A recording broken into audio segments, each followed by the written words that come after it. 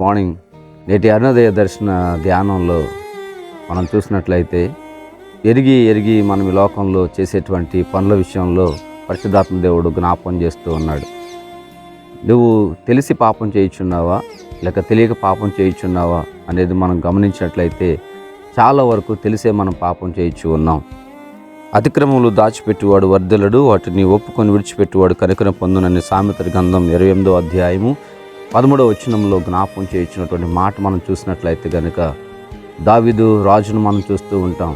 తను చేసినటువంటి తప్పును పాపమును తను కప్పిపెట్టుకున్నాడు.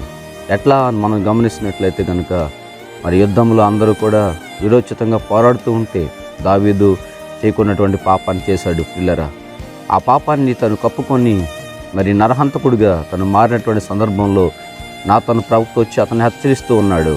ఇదిగో మరి నీవు చేసినటువంటి పాపము నీ కళ్ళ ముందే ఉందని జ్ఞాపకం చేస్తూ ఉన్నప్పుడు తను ప్రవక్త యొక్క మాటలకు తన పాపం గుర్తుకు తెచ్చుకున్నాడు. తన పాపానికి ప్రాయశ్చిత్తం చేసుకుంటూ ఉన్నాడు, పశ్చాత్తాప పడుతూ ఉన్నాడు. నేటి క్రైస్తవ సంఘంలో ఎంతోమంది తెలిసి వారు పాపం చేస్తూ ఉన్నారు, కానీ పిల్లల పశ్చాత్తాపం లేని స్థితిలో ఉంటూ ఉన్నారు. నేను చేసింది పాపమే అని తెలిసినప్పటికి కూడా ఆ పాపాన్ని ఒప్పుకోలేని స్థితిలో ఉంటూ ఇంకా ఘోరమైనటువంటి పాపులుగా మారిపోతున్నటువంటి ఈ భయంకరమైన దినాల్లో మరి తన ప్రవక్తలు లాంటి ఎంతోమంది దేవుని సేవకుల రోజున మరి దేవుని యొక్క మాటలు నీకు సూటిగా తెలియచేస్తూ ఉండగా మరి దావీదు వలె నీ పాపాన్ని ఒప్పుకోవడానికి సిద్ధపడుతున్నావా? నువ్వు చేసిన పాపం గ్రహించగలుగుతున్నావా?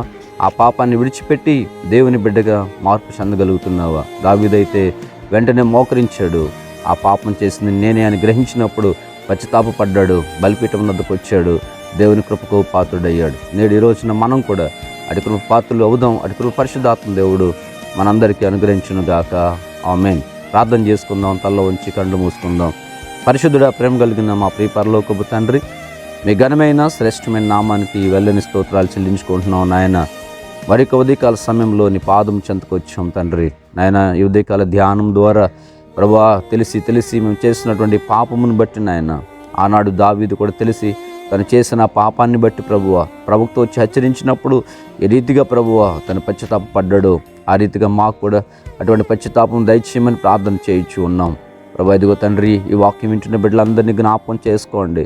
చిన్న బిడ్డలు, యవ్వనస్తులు, ప్రభు, స్త్రీలు, పురుషులు, వృద్ధులు, బలహీన రోగులను జ్ఞాపకం చేసుకోండి నాయన.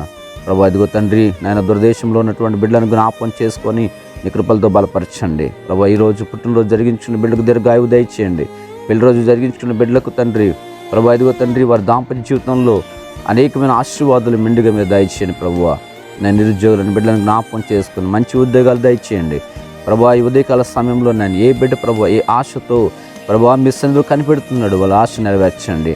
ఒకవేళ తెలియక వారు చేసినటువంటి ఏ పాపమైనా వారు దాచుకుని ఉంటే ఇప్పుడే తండ్రి నీ సన్నిధిలో విడిచిపెట్టి ప్రభు పరిపూర్ణమైనటువంటి ఆశీర్వాదం పొందే కృప దయచేయమని, ఈ దినమంతా మీ చల్లని దయగలిన రెక్కల నీళ్ళలో దాచి కాపాడి భద్రపరచమని యేసు శ్రేష్టమైన నామంలో ప్రార్థించి వినయంతో వేడుకుంటున్నాం పరమ తండ్రి. ఆమేన్.